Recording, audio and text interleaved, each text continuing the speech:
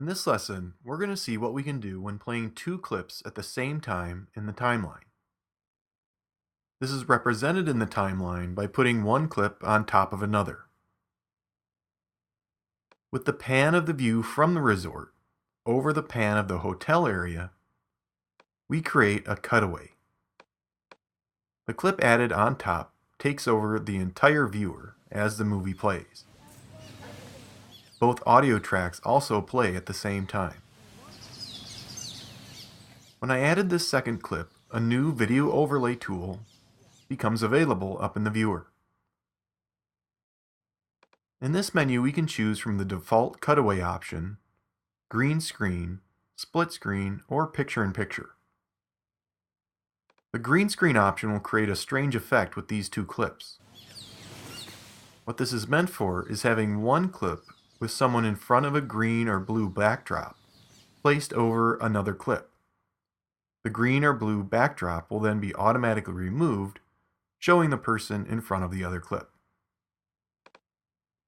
Choose split screen and we can select a direction that the top clip will come in from. I'll select right and then drag the slide control to about a second. That creates a slide in animation for the clip.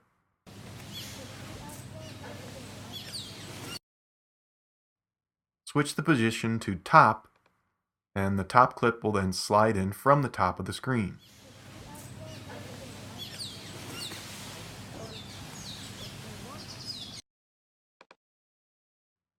With picture-in-picture selected, the top clip exists within a box that can be moved around or resized over the other clip.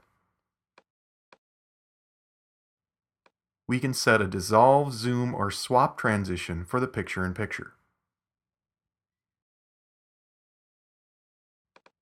Overlaid clips can't have regular transitions applied.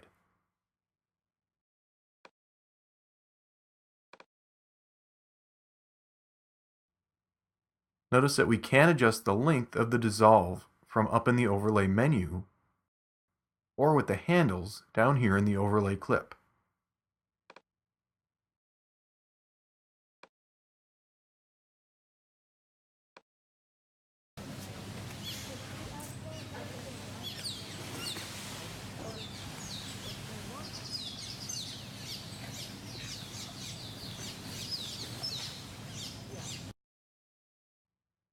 This can be a great way to display a logo or custom graphic.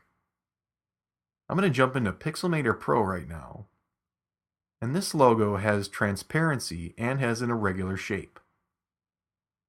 So I need to make sure to export this as a PNG file.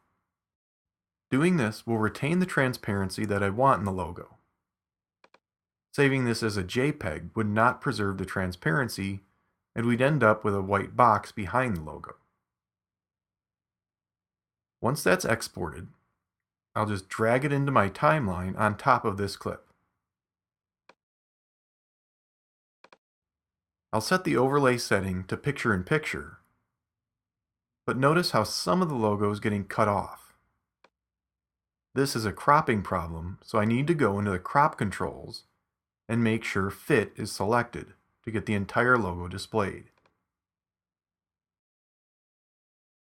Now I can adjust the size and location of the logo, select a transition for it and the length of that transition, and even apply a border or a shadow.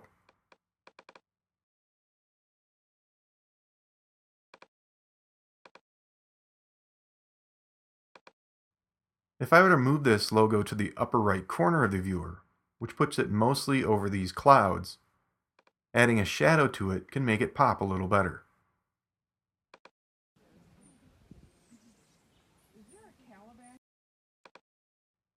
I'm also going to apply a pretty long 2.5 second zoom transition to the logo.